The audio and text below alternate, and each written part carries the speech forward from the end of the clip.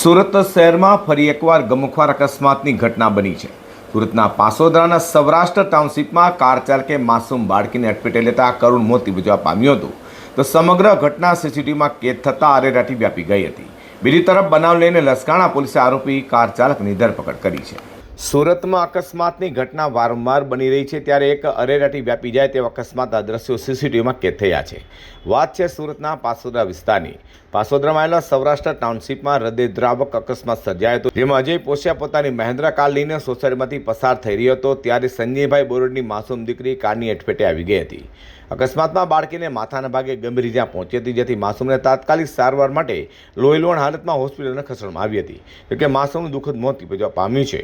અકસ્માતની સમગ્ર ઘટનાના સીસીટીવી ફૂટેજ પણ સામે આવ્યા છે, જેમાં અકસ્માતની ક્ષણ કેદ થઈ હોવાનું સામે આવ્યું છે।